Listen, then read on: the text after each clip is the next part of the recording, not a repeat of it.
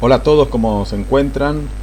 Bueno, vamos a comenzar ahora a desarrollar otra temática referida a lo que es la gestión integral de riesgo de desastre. O sea, de alguna manera una introducción a los pasos básicos, los conceptos básicos referidos a la gestión integral de riesgos de desastres.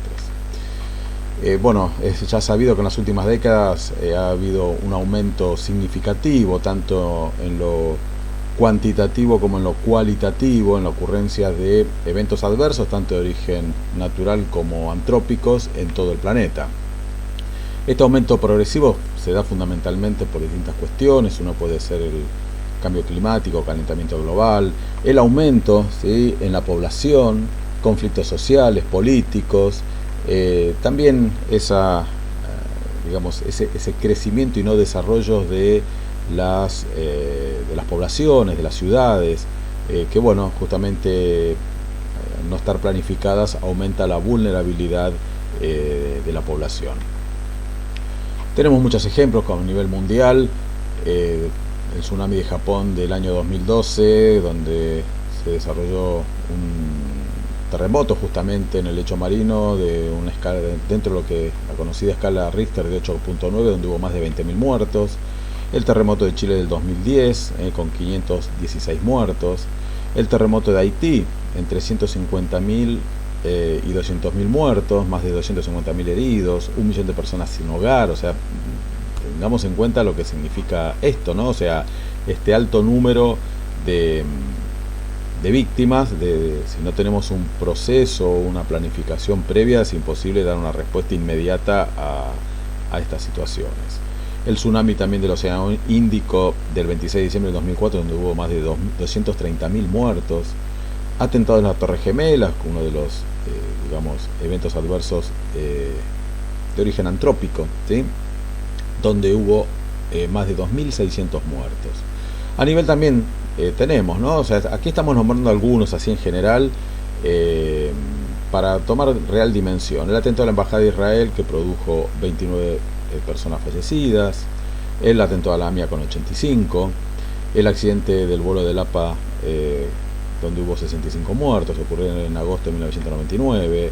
Incendio en la discoteca República de Cromañón, donde hubo 192 muertos. También tenemos en cuenta accidentes ferroviarios como fue el de Once, inundaciones, que es uno de los riesgos más importantes que tiene lamentablemente nuestro país, tornados. Es decir, cada vez más podemos darnos cuenta que en los últimos tiempos, en las últimas décadas, han aumentado, ¿sí?, estos eventos adversos. Uno recuerda, quienes estamos tiempo y años en la gestión de riesgo, que cuando se hablaba de terremotos, se hablaba del terremoto de Valdivia del año 900, de la década del 60, el de México del año 85. Ahora, bueno, justamente en este listado que yo les pasé, en el caso de Chile, se dieron no uno sino varios, ¿sí? Tenemos que remitir al 2010, 2011, 2013. Los incendios forestales también que ocurren. Acá tenemos así como a simple vista, ¿no? Siempre una imagen habla mucho más que 1000 palabras. Esto justamente es en la isla cercana a la costa de Chile, previo al tsunami que se produjo, que antes les describí. Una central telefónica, un elemento fundamental para estar comunicados con el continente, y esto así quedó después del tsunami. Una antena transmisora de televisión, antes del tsunami, después del tsunami.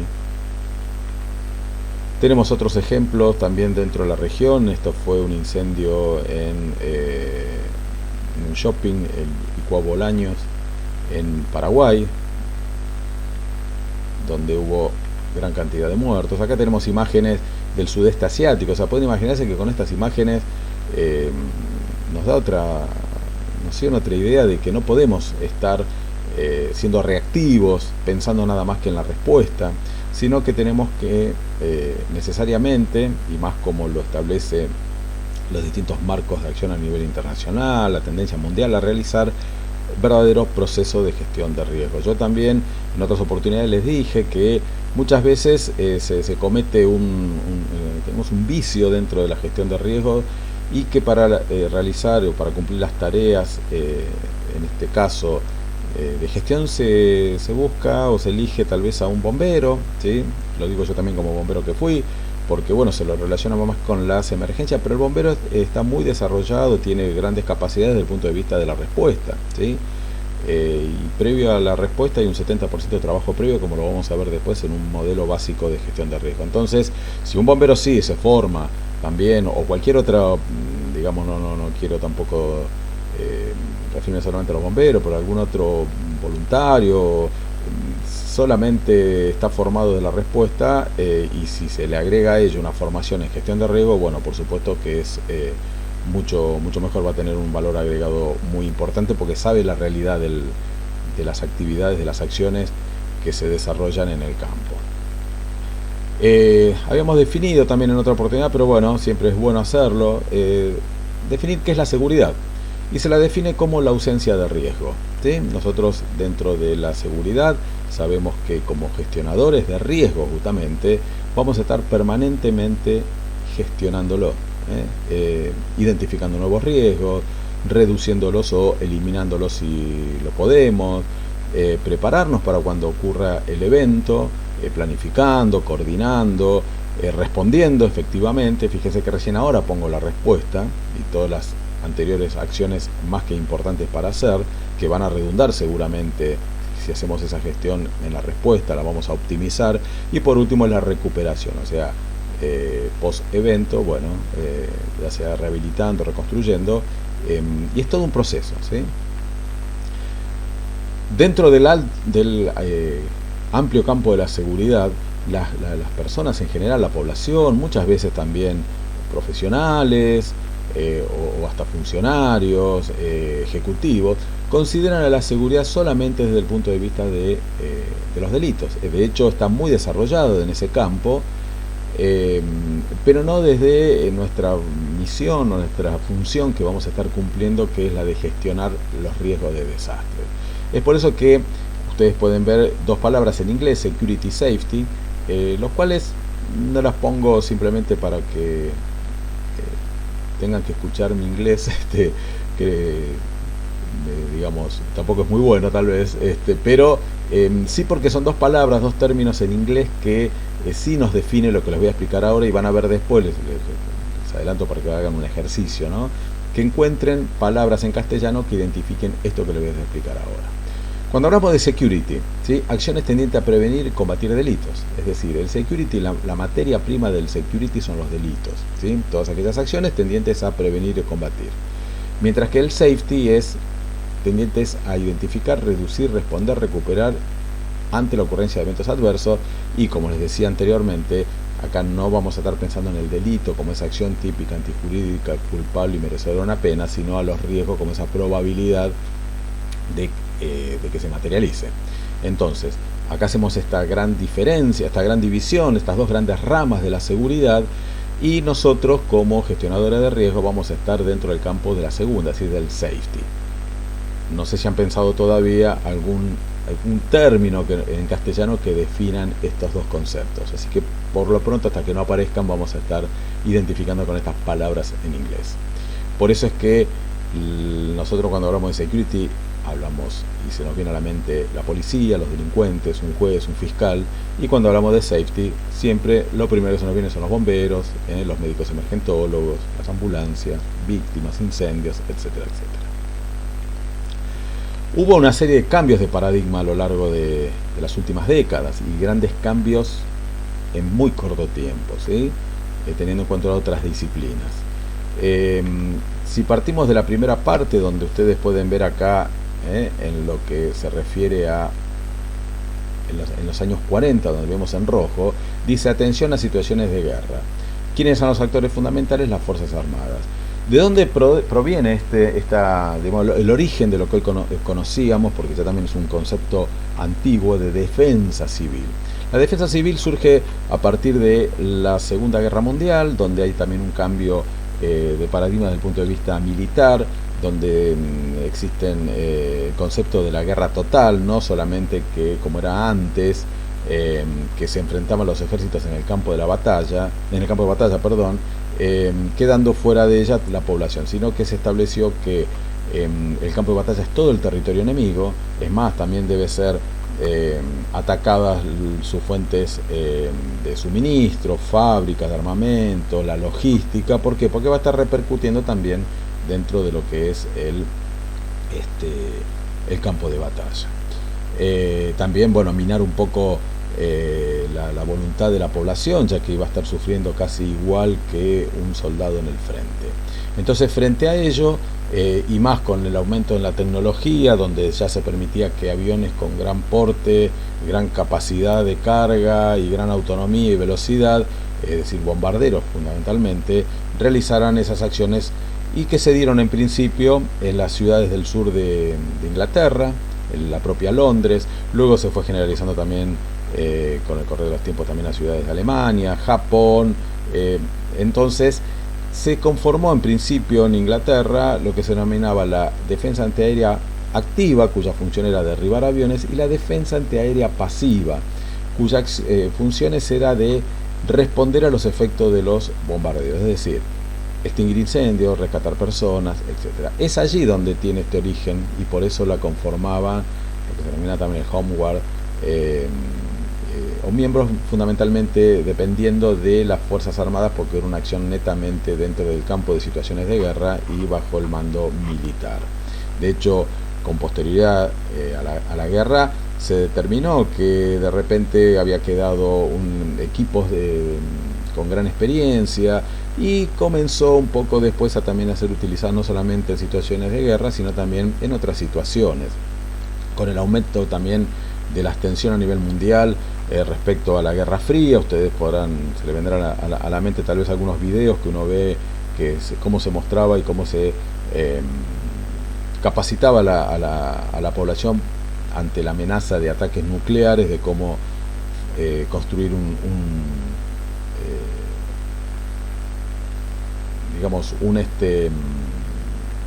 lugar donde estar protegidos, ¿sí? Frente a ataques nucleares, que se podían hasta fabricar refugios, ¿no? En el propio fondo de la vivienda.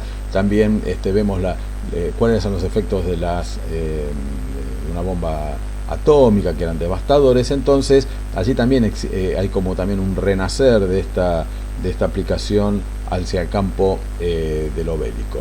Pero bueno, luego va decreciendo, van también comenzando a aparecer y a producirse grandes eventos adversos, y recién en los años 70 empieza a haber un cambio, donde ya se habla de desastres, ya se lo saca se lo saca directamente de situaciones de guerra, y comienzan a aparecer nuevos actores, ya no militares, sino como son organizaciones ad hoc, como son las defensas civiles, Cruz Rojas a nivel internacional. Ya se empieza a hablar de desastres. En los años 80 se comienza ya con estudios científicos más referidos a la exposición frente a los riesgos, ¿sí? Tenemos comités consultivos, científicos, universidades. Se comienza a hacer un cambio ya más, dejando, si bien muchas veces se aplicaba hacia lo militar, pero dejando ya más de lado este origen militar que tuvo. Tengan en cuenta que, por ejemplo, en nuestro país, hasta principios de los años 80, lo que se conoce como defensa civil se llamaba defensa antiaérea pasiva, dependía de los ministerios del Ministerio de Defensa, ¿sí? Bueno, con este cambio en este paradigma, a partir de los años 80 ya va cambiando, y a nivel mundial también pasan a depender del Ministerio del Interior, o tal vez muchas veces del Ministerio de Seguridad, del área de seguridad, más que del militar. Con los años 90, con el aumento también en los estudios y también en la ocurrencia de eventos adversos, se le empieza a dar un enfoque social, es decir, aquí intervienen profesionales de las ciencias sociales, donde no se toma solamente a la emergencia desde el punto de vista solamente de la respuesta, de salvar vidas, sino también todas esas implicancias que tiene desde lo social. Comienza a haber unos primeros atisbos de relacionarlo tal vez con el desarrollo también de la aplicación de la gestión de riesgo, como un aporte más al desarrollo de las comunidades. Comienzan a aparecer, mismo la década del 90, a nivel internacional, el diseño para la reducción de riesgo de desastres, que bueno, son buenas intenciones, pero fines del 2000 no se ha logrado mucho, y justamente a principios del 2000, con eventos que le he nombrado anteriormente, como fueron el tsunami, los ataques a la Torre Gemela, hace necesario realmente tomar decisiones y dar un vuelco también en este cambio de paradigma, y ya se habla de riesgo integral, ¿sí? Este enfoque de integrado del riesgo y ya del desarrollo, ¿sí? Tenemos actores del desarrollo social y del desarrollo económico también de las comunidades. Por último, estamos llegando ya casi al final, que es desde el año 2005 al 2015 y desde 2015 al 2030 ahora, que son los marcos de acción de IO y de Sendai, donde se llega a la conclusión de, frente a los eventos adversos, tal vez los países por sí mismos no pueden dar respuesta. Entonces se comienza a organizar a nivel mundial plataformas mundiales o globales, regionales, nacionales, y justamente lo que apuntan estas guías, se pueden decirse así, que son Hyogo Sendai, es la de la necesidad de la aplicación de un proceso de gestión integral de riesgo de desastres, que debe ser a nivel político, deben ser políticas públicas, deben considerarse también la legislación, y bueno, no es casualidad también que en nuestro país tenemos desde el año 2016 la ley 27287, donde se crea el SINAGIR, o el Sistema Nacional de Gestión Integral de Riesgo de Desastres. Es decir, fíjense que si bien nos parecen muchos años, pero en 70 años cómo han cambiado justamente los paradigmas de ser una actividad netamente del campo militar frente a eventos bélicos, donde se respondía a este enfoque global, integral y multidisciplinario, interinstitucional, y que también hace el aporte no solamente al salvamento de personas, a reducir el sufrimiento de las personas frente a los eventos adversos, la protección de los bienes, del ambiente, sino también que muchas veces un evento adverso puede transformar en una oportunidad para el desarrollo de una comunidad. Esto respecto a los cambios de paradigma. Para comenzar a hablar y ya introducirnos dentro de lo que es uno de los tantos modelos de proceso de gestión, tenemos que comenzar a hablar y utilizar un lenguaje común, más que yo me referí también hace instante de que la gestión integral de riesgo de desastre es una actividad multidisciplinaria, interinstitucional. Entonces muchas veces, si dentro de una misma organización nos referimos a una misma situación o a un mismo elemento o a una misma cuestión con un término diferente, imagínense lo que debe ser entre las distintas instituciones o los distintos actores, y encima en situaciones de emergencia o de desastres, ¿sí? Así que vamos a comenzar a dar una serie de conceptos básicos para que también después puedan interpretar el proceso básico de gestión integral de riesgos. Vamos a definir qué es una amenaza, qué es la vulnerabilidad, riesgo, evento adverso, desastre, emergencia y gestión de riesgo.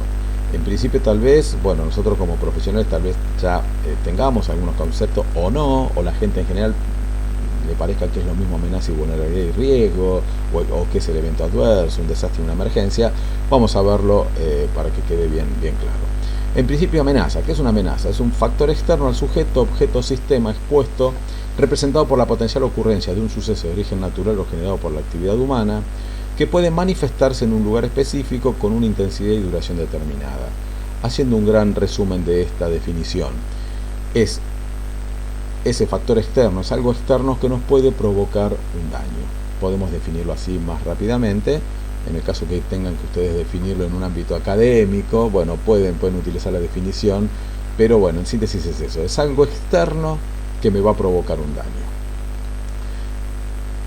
Si hablamos de amenaza, vamos a hablar también de vulnerabilidad. Son dos caras de una misma moneda. Si yo estoy expuesta a una amenaza, voy a tener un cierto grado de vulnerabilidad, ¿sí? Y ese grado de vulnerabilidad va a estar, por supuesto, relacionado a ese riesgo, a esa amenaza, y fundamentalmente lo podemos definir como factor interno de un sujeto, objeto, sistema expuesto a una amenaza que corresponde a su disposición intrínseca a ser dañado. Es decir, también en otras palabras, la amenaza, recuerdan, es un factor externo que nos puede provocar un daño.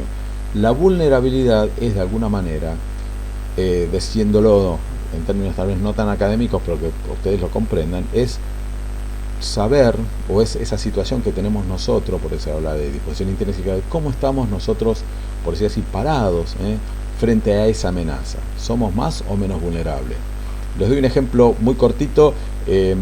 Vieron que nosotros les había nombrado los terremotos tanto de Haití como de Chile. Ocurrieron con muy poca diferencia, primero en Haití y luego en Chile. En Haití hubieron, y encima tenía similares características desde el punto de vista de la escala que se había tomado en su momento, de la escala Richter. En Haití hubieron casi 250.000 muertos, en Chile hubieron 500. Si bien una muerte es importante, pero ¿cómo frente a una misma amenaza hubo tanta diferencia? Bueno, porque en Chile existe proceso de gestión, hay exigencia de construcciones sismorresistentes, una respuesta adecuada, etcétera, etcétera. Mientras que en Haití, lamentablemente, no la hay. Esto es un ejemplo de vulnerabilidad. Chile es mucho menos vulnerable a la amenaza o al terremoto que Haití. Este es el concepto fundamental de amenaza y vulnerabilidad. ¿Qué es el riesgo? El riesgo es una probabilidad de exceder un valor específico de daños sociales, ambientales y económicos en un lugar específico durante un tiempo de exposición determinado. El riesgo es, ¿qué probabilidad? Es una probabilidad de que esa amenaza detectada se materialice, ¿sí? Fundamentalmente es eso. Muchas veces tenemos un riesgo muy alto o muy bajo.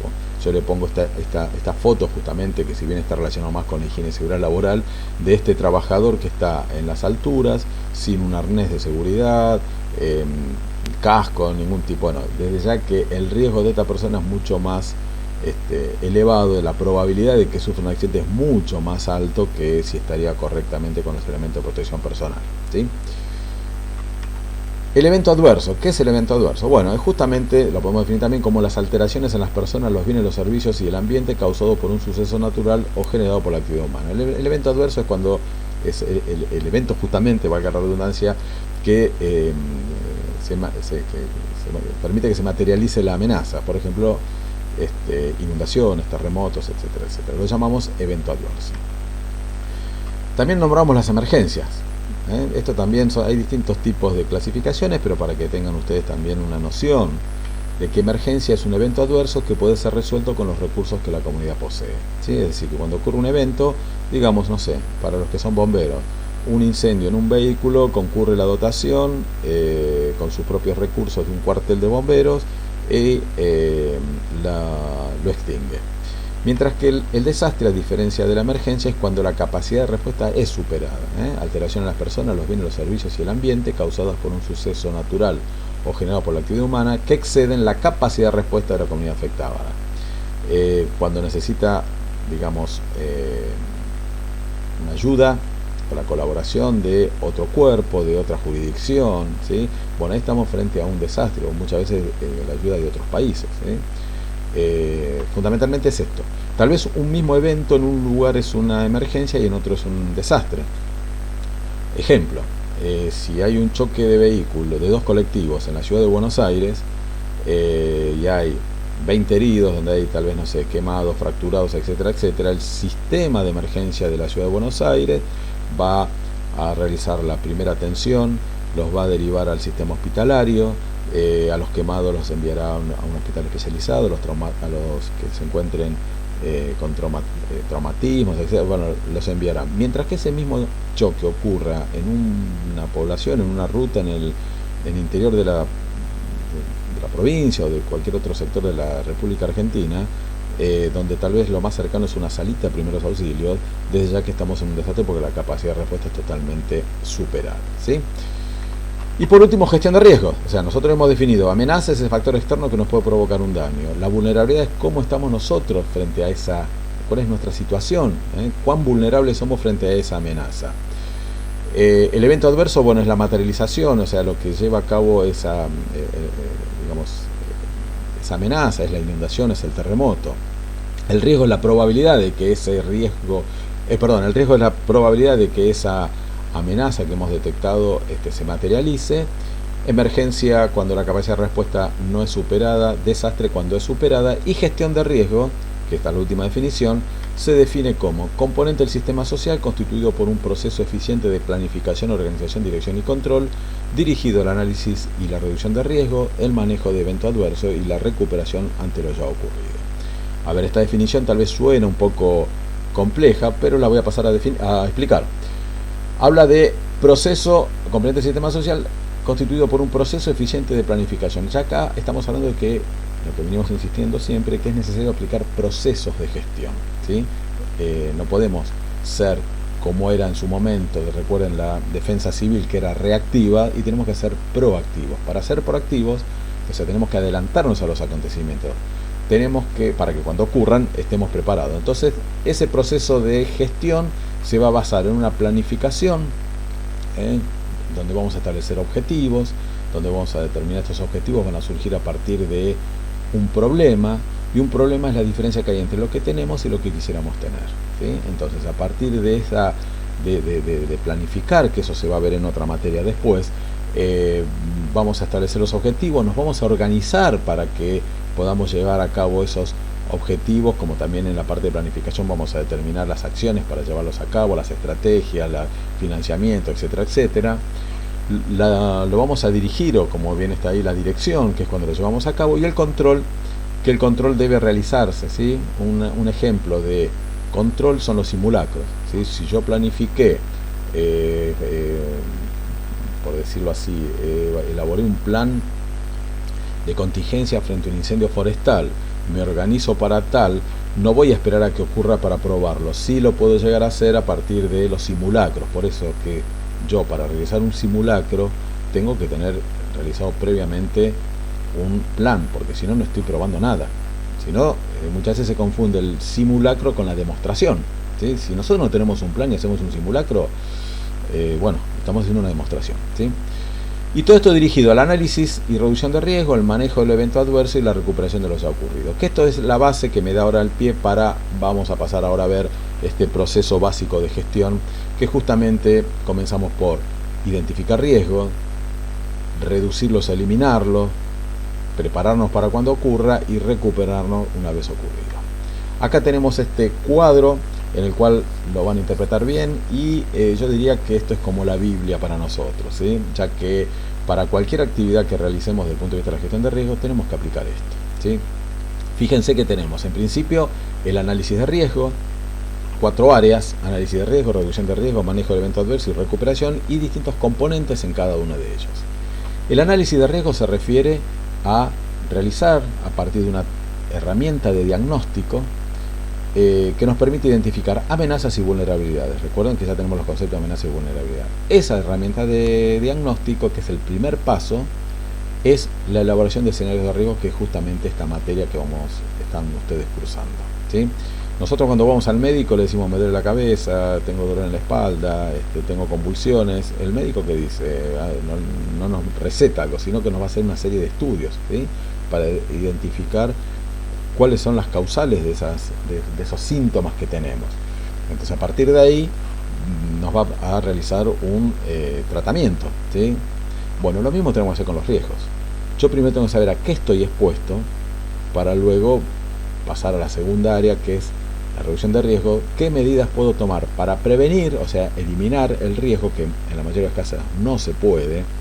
El ejemplo es una zona sísmica. El hombre todavía no ha podido desarrollar una técnica para eliminar la ocurrencia antes de ocurrir un terremoto. Entonces sí vamos a estar trabajando en la mitigación, que es en la reducción de los efectos de esa amenaza que hemos identificado, ¿sí? O de ese riesgo que hemos identificado. Entonces, como yo les daba el ejemplo antes de Chile, bueno, no se puede quitar, digamos, el riesgo, no se lo puede eliminar, no se puede neutralizar la ocurrencia de un terremoto. Entonces trabajamos en construcciones sismorresistentes, en alertas, en atención, etcétera, etcétera. Entonces, primero vemos qué nos puede pasar. Para que tengan una idea, la Ciudad de Buenos Aires, por ejemplo, está expuesta a 24 riesgos. Si bien después, por ejemplo, uno de los riesgos es la inundación, pero hay distintas modalidades, distintas formas en las cuales, o tipos de inundación, ya sea sudestada, fuertes lluvias, crecida de la cuenca del río Reconquista, del riachuelo, etcétera, etcétera. Aparecen nuevos riesgos también. Uno de los últimos riesgos que apareció en la Ciudad de Buenos Aires son los cruceros. Hablo de los cruceros, de esos grandes barcos que traen aproximadamente 4.000 personas entre tripulación y pasajeros, y que bueno, de repente, no sé, la estadística decía que ingresaban por año unos 180 cruceros. Se puede imaginar si nos llega a ocurrir algo con un crucero. No podemos ser reactivos, tenemos que ser proactivos. Entonces eso es un nuevo riesgo que aparece. Entonces, primero identificamos los riesgos. Una vez que identificamos los riesgos, pasamos a lo que es la reducción de riesgo, y a partir de planes de prevención o mitigación, y acá donde también interviene lo interdisciplinario, ya que nosotros, para realizar esos planes de mitigación o de prevención, a riesgos específicos, por ejemplo, riesgo nuclear, riesgo de inundaciones, de fuertes tormentas, riesgos sanitarios también, vamos a necesitar el aporte de los técnicos, ¿sí? Nosotros como gestionadores vamos a saber a quién llamar, generar las condiciones para que se produzcan reuniones de trabajo, planifiquemos, favorecer, ser articuladores, crear esas redes necesarias para llevar a cabo estas actividades. Luego que identificamos qué no puede pasar con el análisis de riesgo, cómo podemos eliminar o reducirlo, si nosotros identificamos el riesgo, sabemos que va a ocurrir. Entonces pasamos a la tercera área, que es el manejo del evento adverso, cuyos componentes son la preparación, alerta, me falta acá colocar alarma y la respuesta. La preparación es justamente la elaboración de esos planes de respuesta. No tenemos que confundirlo con los planes de mitigación. Eso lo va a hacer el ingeniero hidráulico, con el área gubernamental necesaria. Aquí estamos hablando de preparación, ¿sí? de los planes de contingencia de todos aquellos integrantes del sistema de emergencia que van a estar actuando en la emergencia. Hablamos de bomberos, policía, salud, defensa civil o protección civil, desarrollo social, bueno, y todos aquellos que se consideren para cada uno de los riesgos identificados, ¿sí?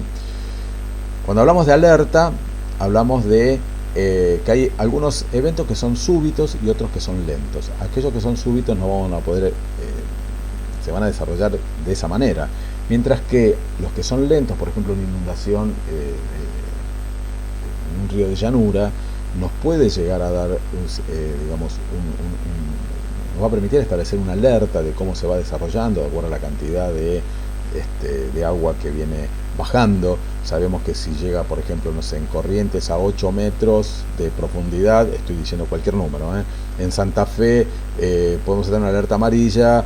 Cuando ya llega a los 10,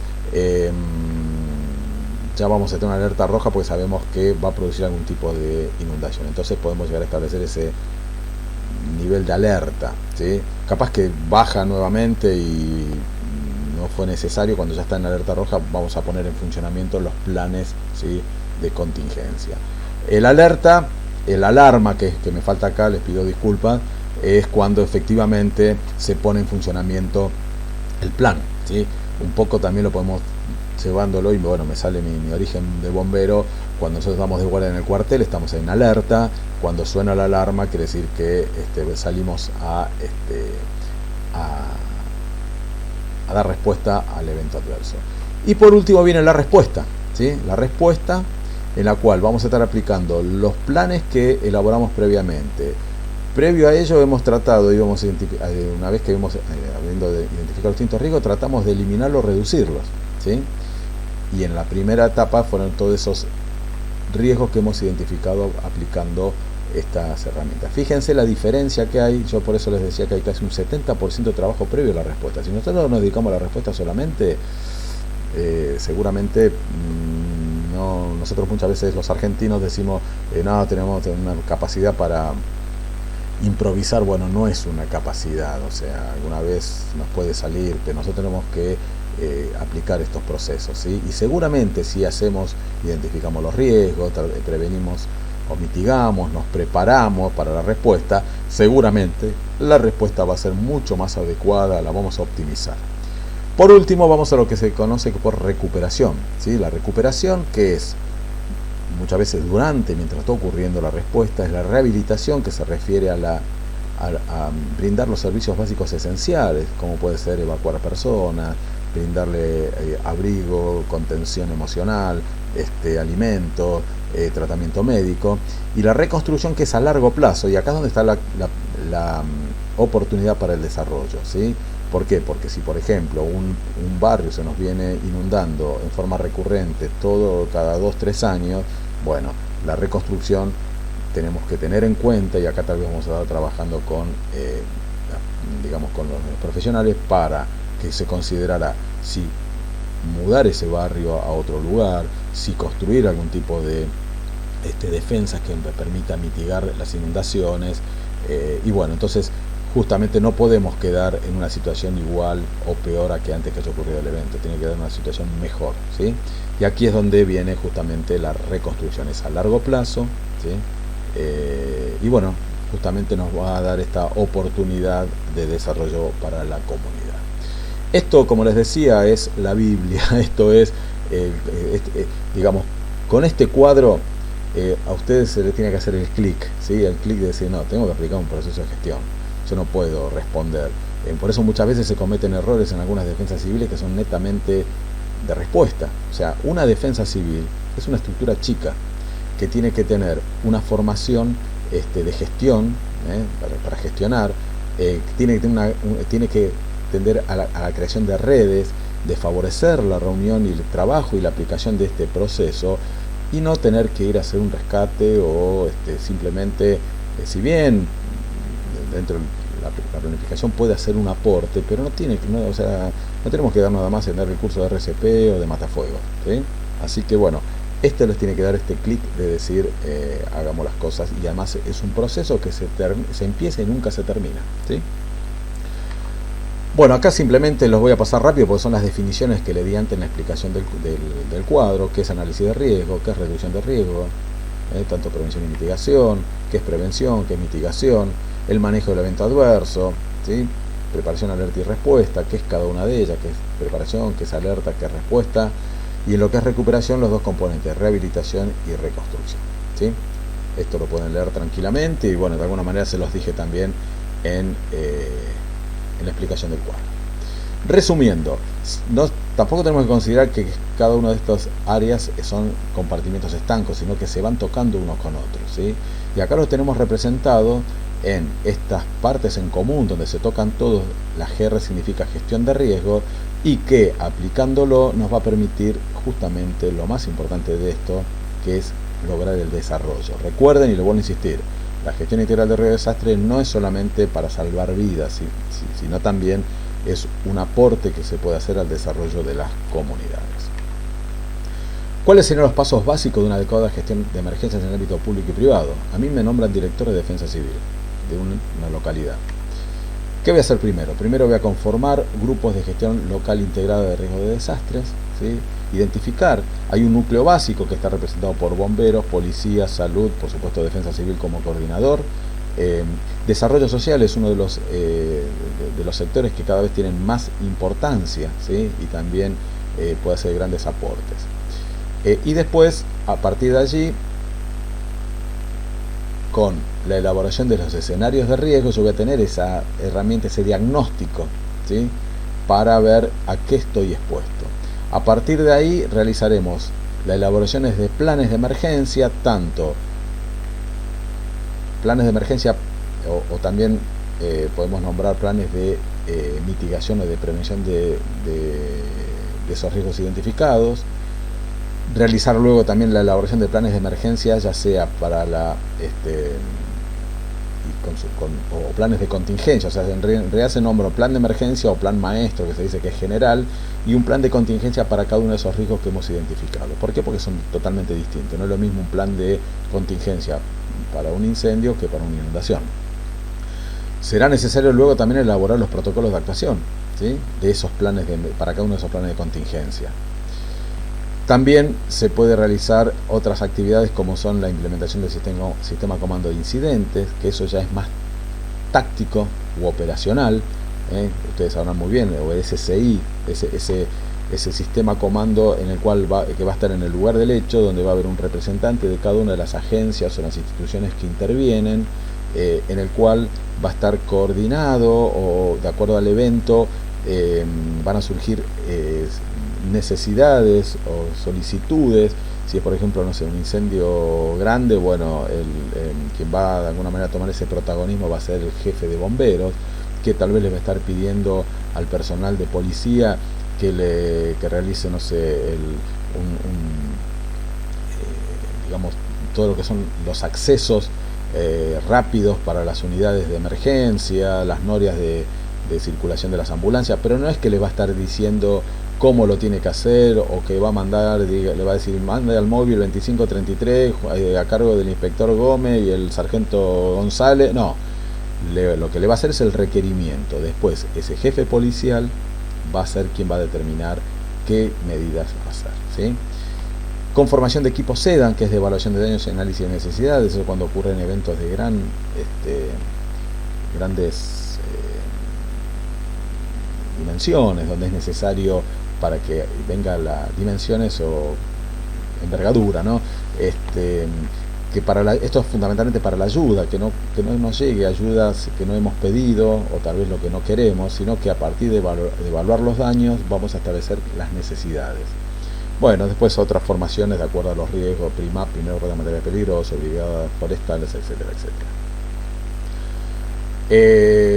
La gestión local integrada para riesgos de desastres tiene como finalidad constituir y formalizar localmente los grupos técnicos. Acá nos referimos al grupo técnico que le dije en un principio, integrado por representantes de organismos del gobierno municipal, obviamente territorial, educación, turismo, bomberos, policía, salud, y este grupo es sujeto a capacitar y asistir para desempeñarse en las actividades de gestión de riesgos. Fíjense que acá coloco una foto, tengo entendido que esta es de Chile, donde vemos acá carabineros, bueno, y distintos integrantes de distintas organizaciones, que tenemos que formarlos en la gestión de riesgo. Muchas veces no la tienen, ¿sí? Entonces, bueno, esa es otra misión, otra función que podemos llegar a tener nosotros como gestionadores de riesgo. Elaboración de escenarios de riesgo también lo acabo de explicar, ¿sí? Es esa herramienta de diagnóstico que nos va a permitir identificar a qué riesgo está expuesto una población.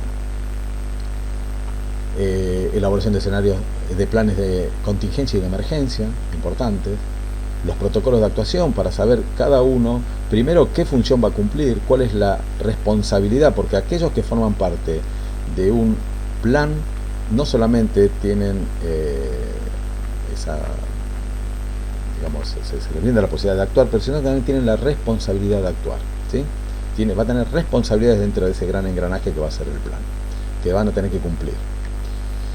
Bueno, sí, implementación del sistema comando de incidentes, ¿sí? La importancia para poder optimizar las acciones netamente de respuesta, es a nivel táctico, ¿sí? Barra operacional. Bueno, la conformación de equipos SEDAN, como les decíamos, y otros. Bueno, como siempre, con esta cara, para que espero que no hayan quedado así, hay que poner un poquito de humor a todo, ¿no? Para más que estamos hablando de temas que tienen que ver con el sufrimiento de las personas, la muerte, la pérdida de bienes y ambientales. Así que, bueno, espero que haya sido de utilidad. Este PowerPoint también ustedes ya lo disponen. Y bueno, como siempre, quedo a disposición para dudas que puedan haber quedado, ¿eh? Bueno, les agradezco la atención.